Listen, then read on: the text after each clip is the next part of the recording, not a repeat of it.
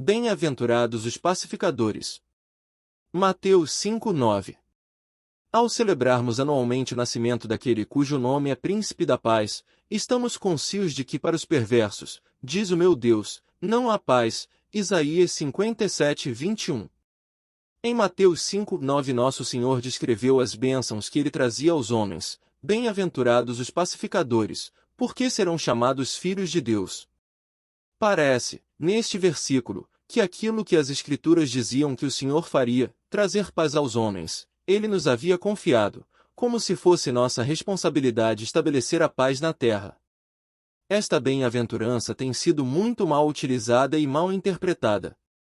A paz pertence a Deus e não ao homem cheio de pecados, porque os pecadores vivem em estado de alienação, tanto de Deus como uns dos outros. Quem vive em tal estado, não pode sentir paz, porque paz é a perfeita harmonia e tranquilidade que pertence a Deus. Deus é um Deus de paz.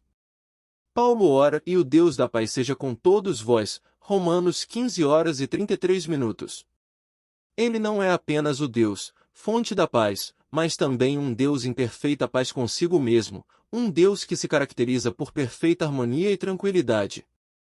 Esta paz pertence a Ele porque Ele é um. Em Gálatas 3:20, o apóstolo afirma a verdade: Deus é um. Visto que Deus é um, não pode haver desunião, desarmonia, conflito dentro de si próprio. O homem, porém, está separado de Deus pelo pecado, e essa separação entre a criatura e o Criador, entre o homem e Deus, impossibilita ao homem ter paz. Ele não pode estar em paz consigo mesmo.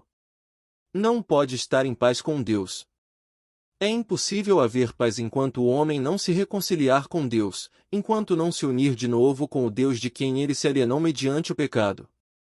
A realidade desta alienação está muito clara em Romanos 5:10, porque se nós, quando inimigos, fomos reconciliados com Deus mediante a morte do seu Filho, muito mais, estando já reconciliados, seremos salvos pela sua vida.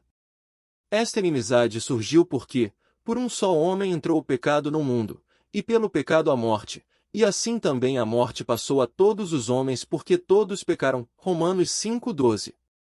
Adão pecou, e temos tomado parte em seu pecado. Sendo pecadores, estamos separados de Deus e não pode haver paz até que acabe essa inimizade, inexista a separação e os homens sejam levados a ter harmonia com Deus. Portanto, a primeira e grande paz a ser proporcionada e estabelecida é aquela entre o pecador e Deus. Quando Cristo disse bem-aventurados os pacificadores, não estava proporcionando uma recompensa especial para os diplomatas pacientes. Falava dos que estão em paz com Deus, dos que trazem uma mensagem de paz aos homens para que estes entrem em harmonia com Deus de quem se afastaram. Bem-aventurados os que anunciam aos pecadores a realidade da vinda do Salvador. Os anjos que anunciaram o nascimento do Salvador foram essencialmente pacificadores ao proclamar: hoje vos nasceu na cidade de Davi, o Salvador, que é Cristo, o Senhor. Lucas 2:11. Para ressaltar esta verdade, Nosso Senhor falou de um pastor que tinha sob seus cuidados 100 ovelhas.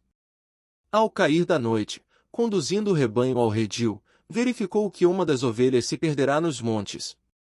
Se um homem tiver 100 ovelhas, e uma delas se extraviar, não deixará ele nos montes as 99, indo procurar a que se extraviou?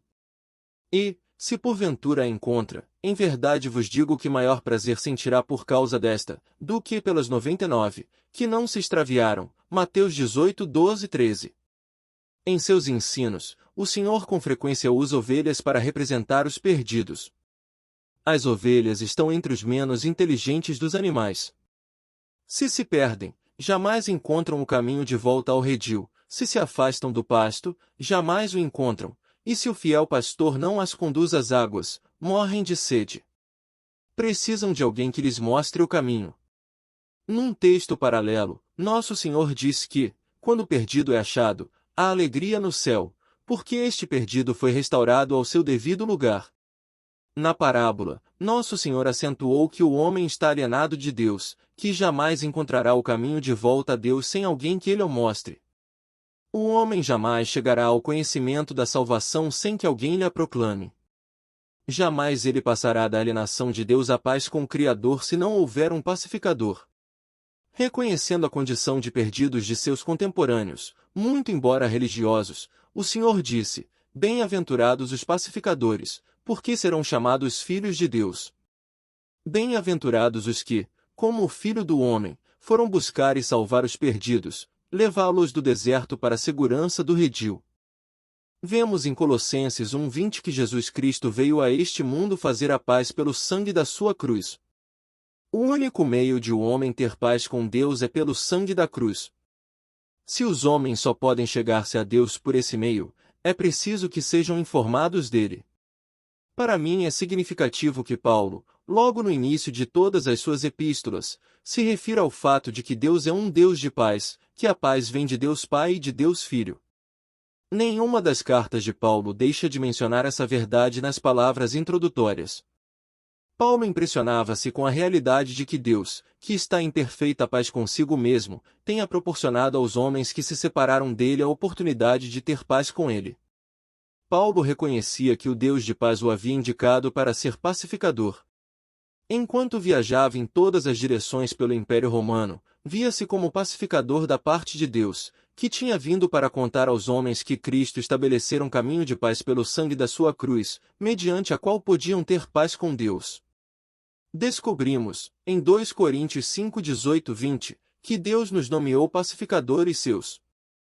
Ora, tudo provém de Deus que nos reconciliou consigo mesmo, trouxe-nos a paz consigo mesmo por meio de Cristo, e nos deu o ministério da reconciliação de sermos pacificadores, a saber, que Deus estava em Cristo, reconciliando consigo o mundo, trazendo o mundo à paz, não imputando aos homens as suas transgressões, e nos confiou a palavra da reconciliação na responsabilidade de sermos pacificadores.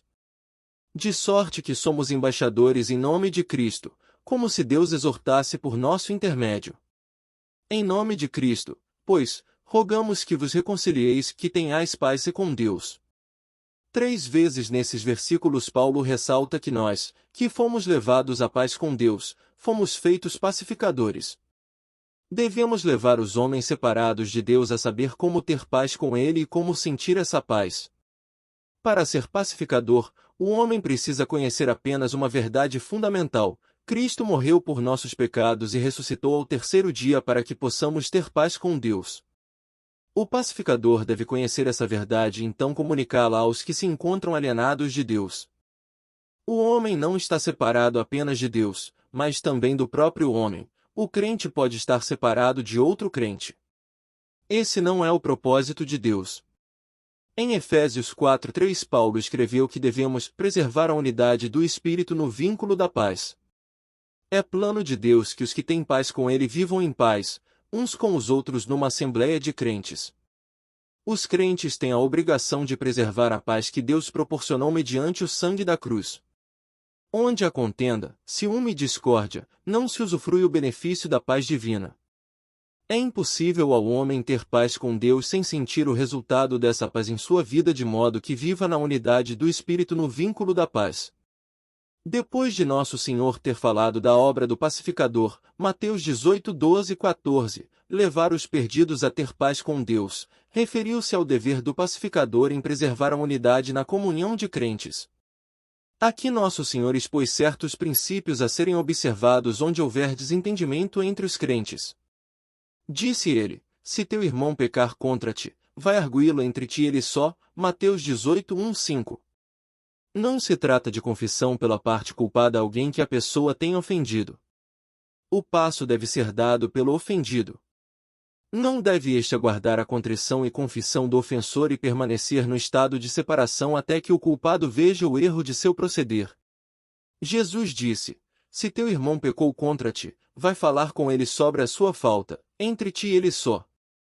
O ofendido deve dirigir-se ao ofensor e, em particular, mostrar-lhe a ofensa, não só evitando escândalo na congregação, como também o envolvimento de outros membros no problema. Essa é a primeira providência a ser tomada. Aquele que vê ou conhece a ofensa de um irmão e vai procurá-lo em particular, é pacificador, porque procura restabelecer a paz que foi perturbada pela ação do ofensor. Nosso Senhor disse: se ele te ouvir, ganhaste a teu irmão. A paz foi restabelecida e já não há ruptura na vida da congregação. Se a procura particular do irmão não promove a paz, o problema não se encerra aí. O ofendido deve dar o segundo passo, v16 se, porém, não te ouvir, toma ainda contigo uma ou duas pessoas, para que, pelo depoimento de 2 ou 3 testemunhas, toda palavra se estabeleça. Aqui, a pessoa que sabe do erro ou daquilo que rompe a unidade do espírito no vínculo da paz, deve tomar 2 ou 3 testemunhas para que haja restauração. Estas 3 são pacificadoras, e para elas a promessa da bênção divina. Se o ofensor não lhes der ouvidos, dize-o à igreja, desse modo, o peso da igreja toda recair sobre aquele que perturbou a paz do corpo. Se o homem não for restaurado à paz quando toda a congregação se torna pacificadora, esse tal deve ser excluído dela. Deve ser tratado como pagão, gentil e publicano. Vê quão importante é, aos olhos de Deus, que se preserve a unidade do corpo. Por que a preservação da paz da igreja é tão importante? Nosso Senhor diz, em verdade também vos digo que, se 2 dentre vós, sobre a terra, concordarem a respeito de qualquer coisa que porventura pedirem, ser-lhes-á concedida por meu Pai que está nos céus. Porque onde estiverem 2 ou 3 reunidos em meu nome, ali estou no meio deles. Mateus 18, 19 e 20.